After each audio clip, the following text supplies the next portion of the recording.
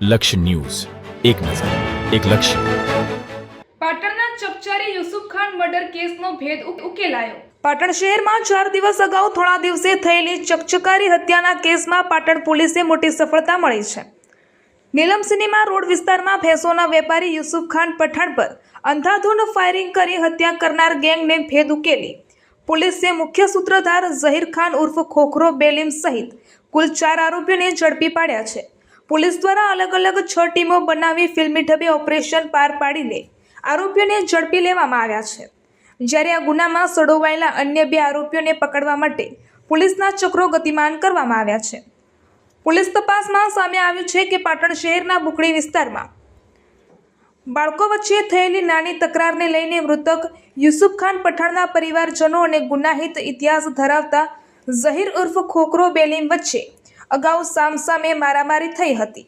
આ મામલે પોલીસ મથકે ફરિયાદ પણ નોંધાઈ હતી. જૂની અદાવતને કારણે આરોપીએ મૃતક સામે બદલો લેવાની યોજના ઘડી હતી. ઘટનાના દિવસે યુસુફ ખાન પોતાની સ્વિફ્ટ કારમાં નીલમ સિનેમા રોડ પરથી પસાર થઈ રહ્યા હતા ત્યારે ઝહીર ઉર્ફ ખોખરો પોતાના સાગરીતો સાથે ત્યાં ધસી આવ્યો હતો.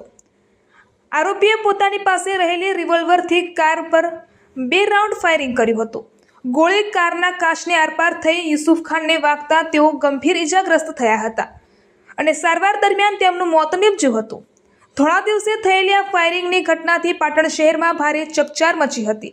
ઘટનાની ગંભીરતા ધ્યાનમાં રાખીને જિલ્લા પોલીસ વડા વી.કે. નાઈના માર્ગદર્શન હેઠળ એલસીબી, એસઓજી તથા પાટણ સિટી એ ડિવિઝનની કુલ 6 ટીમો બનાવી તપાસ હાથ ધરવામાં આવી હતી. પોલીસે સીસીટીવી ફૂટેજ તથા હ્યુમન ઇન્ટેલિજન્સના આધારે આરોપીની હલચલ પર નજર રાખી હતી. આ તપાસ દરમિયાન બાતમી મળી હતી કે આરોપીઓ સફેદ રંગની જાયલો કારમાં પાટણ તરફ આવી રહ્યા છે. જેના આધારે પોલીસે વડુ નજીક આડાસમુખી વાહનને કોર્ડન કરી આરોપીઓને દબોચી લીધા હતા. પોલીસે આરોપીઓ પાસેથી જાયલો કાર, રિક્ષા અને મોબાઈલ સહિત કુલ 4,20,000નો મુદ્દામાલ કબજે કર્યો છે. પોલીસ તપાસ મુજબ મુખ્ય આરોપી ઝહીર ઉર્ફ ખોખરો સામે ગુજરાત, મહારાષ્ટ્ર અને રાજસ્થાન સહિત 3 રાજ્યોમાં હત્યાના પ્રયાસ, લૂંટ તથા અપહરણ જેવા ગંભીર ગુનાઓ નોંધાયેલ છે. જ્યારે ઇમરાન ખાન બલોચ સામે પણ પાટણ સિટી એ ડિવિઝનમાં મારામારી અને જુગાર ધારા સહિત 7થી વધુ ગુનાઓ નોંધાયેલ હોવાનું પોલીસ તપાસમાં સામે આવ્યું છે.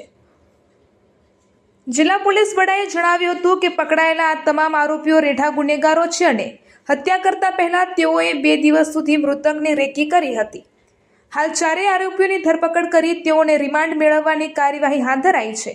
જ્યારે આ કેસમાં સંડોવાયેલા અન્ય 2 આરોપીઓને ઝડપી પાડવા માટે પોલીસ દ્વારા તીવ્ર શોધખોળ હાથ ધરવામાં આવી છે. રિપોર્ટર પંકજ સાધુ, પાટણ.